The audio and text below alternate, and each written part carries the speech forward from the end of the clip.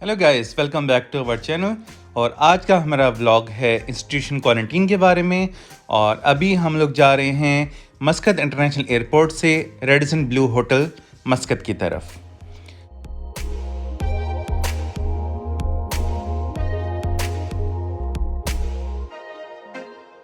यहाँ पर institution quarantine का पीरियड 7 नाइट्स 8 डेज है। ये होटल मस्कत इंटरनेशनल एयरपोर्ट से 17 किलोमीटर दूर है। और यहाँ पर क्या क्या फैसिलिटीज़ आपको प्रोवाइड की जाएंगी ये सुमैया आपको बताएंगी यहाँ पर एक्सपीरियंस करने के बाद। Hello guys, welcome to our channel. आज मैं न्यू वीडियो के साथ हाजिर हूँ। और आज जैसे कि आपको शकील नज़र नहीं आ रहे जो हमेशा नज़र आते हैं, क्योंकि ये वीडियो मुझ पे बेस है। मुझ पे क्या गुजरा वो कहानी मैं आपको सुनाती हूँ। रिसेंटली मैं पाकिस्तान में थी और पाकिस्तान से अभी आई हूँ ओमान। तो अब 2 वीक्स पहले एक रूल आया है इंस्टीट्यूशनल क्वारंटीन का। मतलब कि हमें हर पैसेंजर को होटल में रहना ज़रूरी है फॉर 8 डेज एंड 7 नाइट्स। फिर ये न्यूज़ आई कि भाई जो बच्चे हैं अंडर 16 जो हैं और अबव 60 जो हैं वो उनके ऊपर ये रूल लागू नहीं होता, वो एक्सेप्शनल है इस रूल से। तो फिर क्वेश्चंस उठे हैं बहुत सारे कि भाई अगर बच्चे हैं तो और वो अपनी मदर के बगैर कैसे रह सकते हैं। जैसे मेरा बेबी है 2 इयर्स का, तो वो अगर क्वारंटीन में नहीं जा रहा तो मतलब माँ के साथ होटल में नहीं रहेगा तो फिर वो कहाँ रहेगा। तो फिर हुआ कि भाई शायद उसके साथ उसकी मदर भी रह सकती है, घर पे क्वारंटीन कर सकती है, उस पर होटल में जाना ज़रूरी नहीं है, इंस्टीट्यूशनल क्वारंटीन उन पर भी नहीं होता। बट बहरहाल ये सब चीज़ें चल रही थी दिमाग में भी और बहुत सारे क्वेश्चंस भी उठ रहे थे और लोगों के भी कमेंट्स में आ रहे थे जब ये न्यूज़ आ रही थी। तो फिर ये हुआ कि हम लोगों ने एक बुकिंग करवाई एक होटल की। देन उसके बाद वो हमने एक पेपर बना के रख लिया कि भाई ये शो करा देंगे अगर हमारे पास हमें अलाउ नहीं किया गया घर जाने के लिए, तो हम घर जाने के बजाय फिर होटल में चले जाएंगे। तो खैर फिर वो दिन आ गया जिस दिन मैं यहाँ पे ट्रैवल कर कर आ रही थी। बहुत डरी हुई थी कि भाई क्या होगा कैसे होगा, क्योंकि मैं नहीं चाहती कि मैं होटल में स्टे करूं, क्योंकि हादी मेरा जो बच्चा है वो बहुत छोटा है, 2 साल का है, उसके भी अपने अपने प्रॉब्लम्स होते हैं और बेसिकली एक रूम में बच्चे को नहीं रखा जा सकता, बोर हो जाता है बच्चा। तो मैंने ये सब चीज़ें थी माइंड में बहुत सारी। तो खैर पाकिस्तान में पीसीआर टेस्ट हुआ मेरा एक दिन पहले।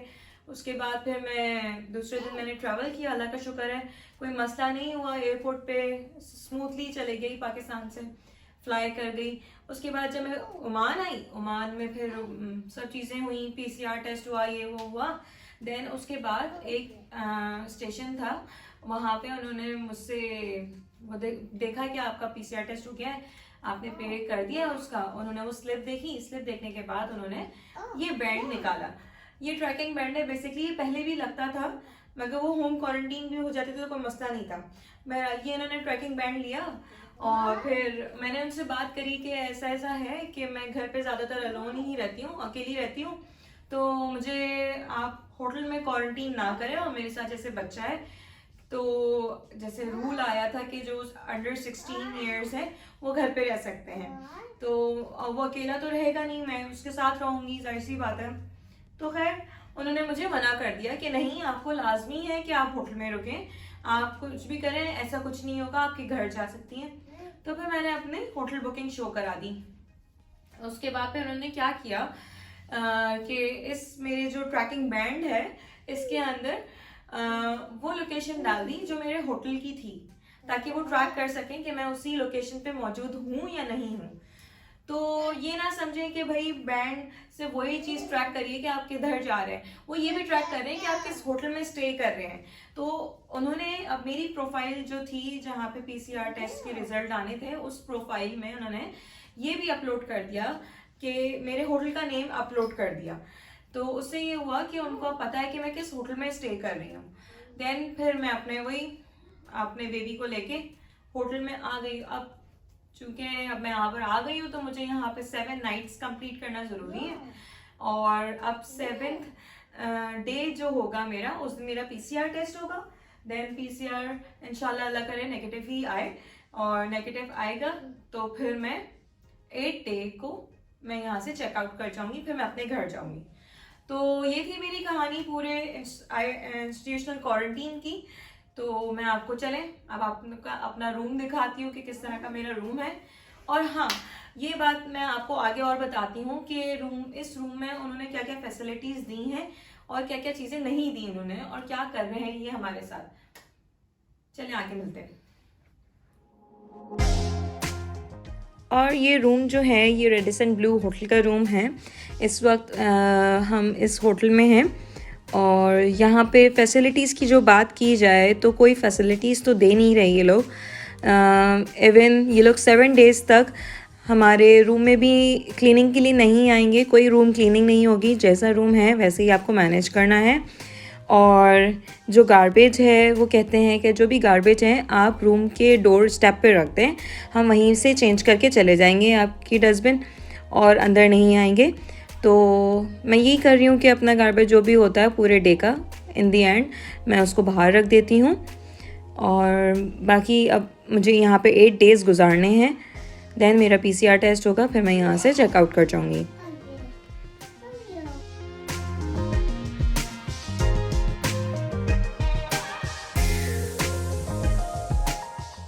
और अब हम बात करते हैं यहाँ की पर नाइट चार्जेस की।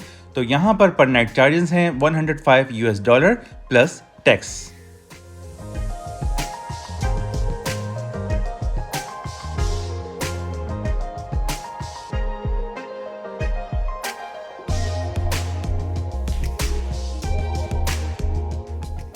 और अगर बात की जाए कि कोई मुझसे मिलने आ सकता है या नहीं आ सकता, जैसे मेरे हस्बैंड, तो वो मुझसे नहीं मिलने आ सकते।